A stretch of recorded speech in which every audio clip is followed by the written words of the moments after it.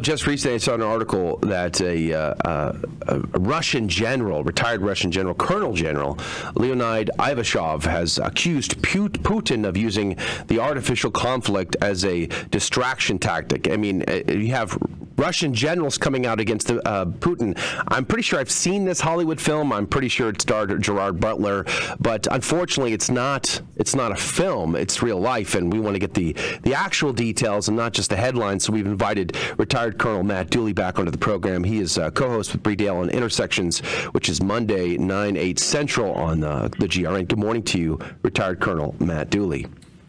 Morning, Joe. Thanks for having me. I mean, reading the headlines does seem like Hollywood films. We've seen this story play out before, and it always includes the world on the brink of war. I mean, do we have to teach kids to duck under their school desks once again in case of nuclear blast? Well, I certainly hope not. There's two 20th century echo returns here. The first is we've seen the policy of failed appeasement happen before. The last time was in the opposite direction when a young Austrian corporal rose to power in Germany and proceeded to walk through peaceful assimilation of places like Austria, the Sudetenland, Czechoslovakia, Moravia, et cetera, before we finally erupted into war in September of 1939 when everyone figured out that Chamberlain's document, Peace in Our Time, was worthless. So the question is now, where do we draw the line with appeasement with Vladimir Putin? There are some interesting fissures and cracks beginning to appear when you've got evidence of senior Russian generals asking the question, are we really sure we want to do this? Does this make sense? And what are we to gain from this? Because this is not going to be a walkover, even if we can surely knock over Ukraine. This won't happen bloodlessly. It does feel very tenuous at best, but I think it still is. It's hard to still know what the reality is here. I mean, we have these war games. We last time you were on, we talked about this. You have these war games happening on the border, and yet he's not invaded. And is the window of invasion narrowing at this point, or can that option be left open indefinitely? I do think for logistics reasons, the window is narrowing because of what it takes to move a mechanized army across that portion of Europe. It's better if you're going to move quickly to have frozen terrain. Just the tyranny of General Mud and General Winter. Ukraine and Russia, when you want to go back and look at what does this look like for moving mechanized forces, you only have to go back to the German invasion in 1941 and then through about 43 to kind of see how the seasons affect mobility. So if you want to move and move quickly, you need favorable terrain to be able to do it on. And if we get into March and April, things thaw out and it gets messy.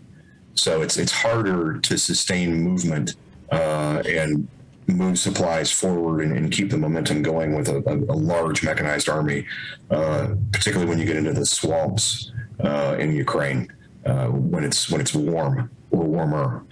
So for that reason, things are narrowing.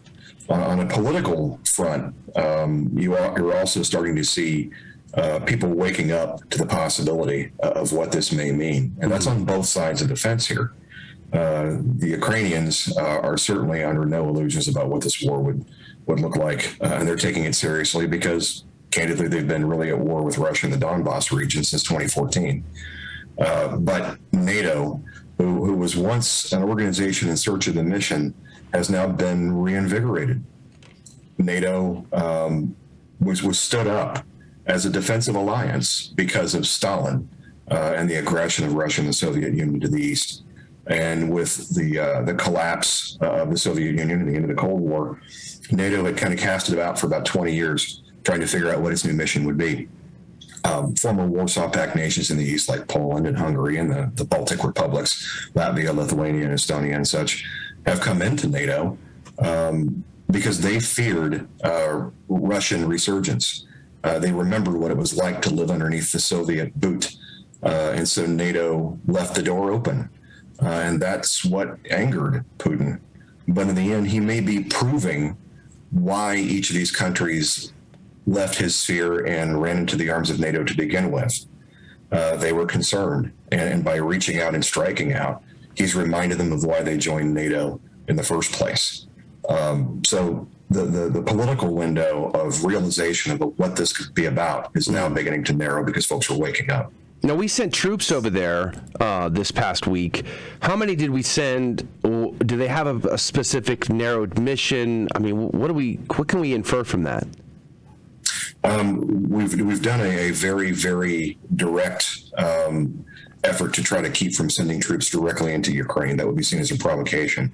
But we have seen troops flow into other NATO countries like Poland and the Baltics in an effort to shore up and show commitment. Is it a decisive number? 3,000 here, 8,500 there, movement of a striker brigade.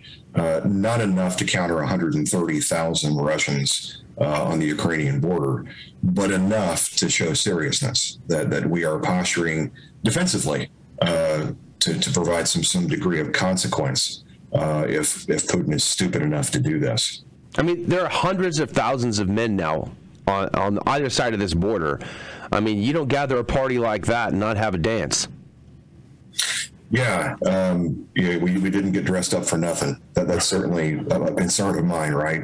When you have that many people carrying arms on both sides, it's everyone standing in a room full of gasoline and everybody's holding a pack of matches. Right. It only takes one idiot to strike it off. Then you get a cascade of accelerating violence that you have a hard time, putting the toothpaste back in the tube. Modern warfare, modern maneuver warfare occurs at a much, much faster rate than even what we saw in the late 20th century. If this kicks off, it will consume men and machines at a horrific rate.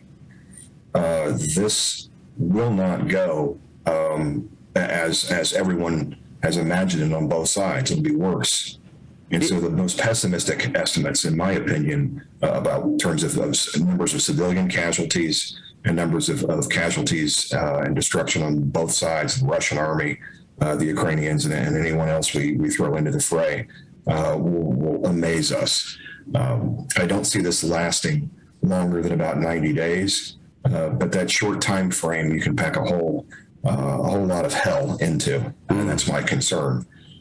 We haven't seen anything like this since really the Battle of Kursk in 1943. We talk about numbers of tanks involved, and that's what this will have. There will be elements of unmanned aerial vehicles and precision munitions, of cyber attacks and hacking warfare. There'll be other elements to this, but it will be violent nonetheless. Hold that thought. I'm having flashbacks to World War I. I think is the parallels, right? So the conflicts and then seeing other countries pile on as a result to that. And I fear about the scale of all of this. But I imagine right now that there's a great spiritual element to all of this. And I know, Adrian, you were going to ask about the Vatican and the churches and all that. Yes, absolutely. I think one thing that's being missed in a lot of this conversation is the relationship between the different national churches in the situation here. Because back in the 1950s, a little bit of not the 1950s, the 1590s, 1595, the Ukrainians left the schism, the Orthodox schism, and rejoined the Catholic Church. At least simplified, that's kind of what happened. But in 1971, because of the Vatican's position of détente, of appeasement of the Communist Party, they allowed them to put in the bishop, I believe it was Pieman, to actually have jurisdiction over the Ukrainians and not that of the Pope, which caused great trouble and basically threw all the Catholics under the bus. And we saw a schism happen between the Ukrainian Church and the Russian Orthodox Church happen literally 2 weeks before troops started being lined up on the border of the Ukraine and Russia. So do you know, or can you tell me what is going on in terms of how does the church relate to the situation here? Yeah, I think there's an element to this when you look at the Russian Orthodox Church. All those churches belong to the state, and so there's this cultural and religious influence through Russian Orthodox, both in Russia and Ukraine, which gives you the sense of one religion, one unified people. And that's something that Putin has been exploiting. Do I think he's a good Orthodox Russian, or do I think he's cynically exploiting it? That's inside his head and certainly between him and God. However, it doesn't take, you don't have to look very far to see some connections there. Right. By the Ukrainians stepping away from the Russian Orthodox Church and having their own Ukrainian Orthodoxy, it does separate who's in charge religiously. And that's something that the Russians would not want as a distinction between two people when they see themselves as one. But I'll go back to the era of Stalin, who forcibly starved 30 million Ukrainians. They have a separate culture and they have a long memory for how they've been treated by Russians. So this idea that they are one people is not true. I don't care how eloquent the speech that Putin made, trying to shape that image. It's not true. And you see that reflected in that long memory and in the separation between the two churches. That reminded me of Dmitry Peskov, Putin's spokesman. He came out and he said, quote, "In the event that the events which are developing take the course of illegal activities, then of course, just as Russia defends the interest of Russians and Russian speakers, and Putin has spoken of this many times, Russia will defend the interest of the Orthodox," he told reporters. And this is an absolutely grounded and absolutely understandable position. And the Ukrainian Foreign Minister Marina Betsa responded, "We have heard similar messages on the, quote, protection of the Russian-speaking population from the Russian Federation as justification for its aggression against Ukraine." So it really does seem like, I don't know the relationship between the Russian Orthodox churches in Ukraine and if that belongs to the Russian government, but it seems as though this can be a great excuse to start sending troops into Ukraine if it's the case that the Ukraine kind of adopted those churches. What do you think, Colonel Dooley? I think it's an excuse you see come up often in Russian foreign policy with countries or provinces that are up against its borders. This idea that we quote unquote have to protect those who are Russian ethnicity. They use that as justification to move into the Ossetian region and the war with Georgia back in 2008. They use it as justification in the Donbass region in eastern Ukraine to justify what they've done there. And so I'm not surprised to see it come up again, almost the same words and phrases, word for word here. But do I believe it's legitimate? No, I think it's an excuse. I think it's a cynical exploitation. And I think the Ukrainians, if you ask them, would tell you how separate and apart from Russia they feel they genuinely are. Mr. Dooley, I have a question here, and I guess I want to propose a devil's advocate position here. It seems that in the news, Putin is mostly concerned about Ukraine entering NATO and it being a springboard for NATO defense systems there. So from an outside perspective, it seems a reasonable request as a matter of national security for Russians. Is that just wishful thinking? Is that naive to say, or is there something more here? Should we really be concerned about Russia expanding its power in Europe right now? Yeah, and that's a fair question. I've always said that you have to understand the motivations of the threat, of your potential enemy. It helps to get inside their decision-making, put yourself in their shoes, for no other reason than to understand how they view things and maybe look for weakness. But I think it's important to understand, what is it that he wants? And I think there are three key motivating factors if you're Vladimir Putin. And again, I don't want to speculate to know exactly what he's thinking, but broadly from a Russian perspective, the first one is security, as you mentioned. There's no real defensible terrain until you get to the Ural Mountains. So that means Moscow and Russia and everything in front of it is really open maneuver country.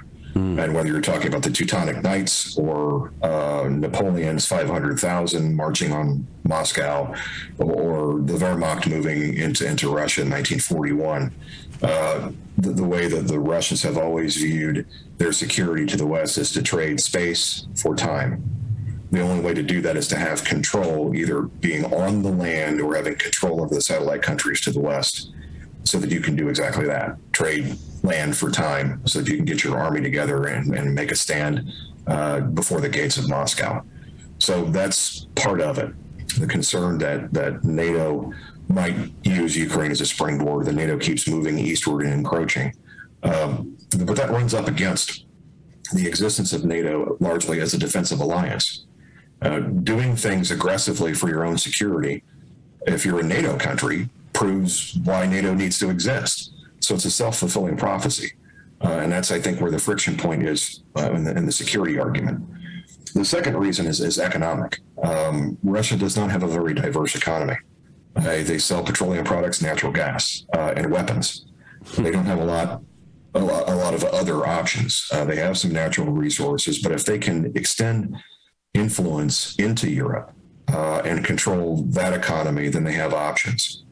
And then lastly, there's this sense of history. I don't necessarily believe that Putin wants to stand the Soviet Union back up and return to Soviet communism.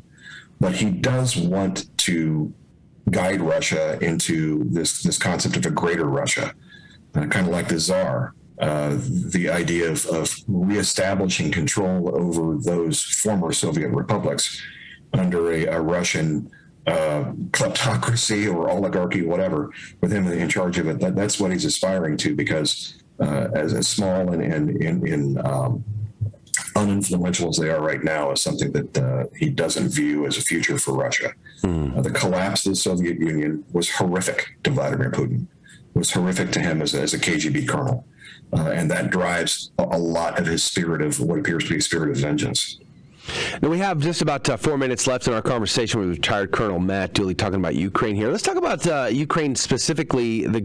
Are they capable of defending themselves? I mean, I'm watching videos of, stay-at-home moms having to learn how to fire, AK-47s because they're really worried about having to defend themselves against the mighty Russian army. How much corruption is in the Ukrainian government that might affect the outcomes here? What is their capability to defend themselves? I mean, this is a country that's known to launder dirty money from people all over the world. So whose interests are really going to be impacted by this? I'm very curious about the Ukrainian government themselves. That's a very real concern. Corruption in any government, any location on this earth doesn't lead to stability. It leads to questions of who's actually in charge and blackmail and secret motivations. So yeah, that is a moment of pause and concern that I have. But Ukraine is trying really hard to shift more towards the West, to get cleaner, to do things better, and to move away from the way it used to work. There are all kinds of other arguments. Probably this is a subject of a different program, about how deep our current president and his son might have been in Ukrainian ties. However, getting back to the capacity of Ukraine to defend itself, if there was any question about whether or not they were going to take their defense seriously, I think that's been removed, that they've now been reinvigorated. And so if you're a Russian general, you've got to be concerned about, how many losses am I going to take knocking over the Ukrainian army? If I take Kiev and get rid of the Ukrainian government, will the army continue to fight out of a spirit of patriotism and vengeance? And if I'm able to destroy the military, will the population, now armed and trained, fight a guerrilla war that will make Afghanistan look like a walk-in Disneyland? How much Ukrainian territory do I need to take to subdue it? And even if, for purposes of argument, I'm successful in taking all of Ukraine, does that remove the security concern of NATO being up against my borders if I'm a Russian? Arguably, it doesn't. It just moves your border further west, and it puts you right up against well-armed NATO countries like Poland that are now right up against you, sort of a self-defeating mechanism. Boris Johnson came out and said he wishes they had agreed sanctions prior to the invasion, but none of the Western countries have agreed to anything, apparently. So there's that. But we are out of time. Colonel Matt Dooley, thank you for your time today. We're very grateful to you. Thanks for having me. All right, Colonel Matt Dooley is the co-host of Intersections with Bree Dale, Mondays 9/8 Central across the GRN. You can tune in also live on YouTube and Facebook as well. All right, that's going to do it for hour number one. Praise be to God.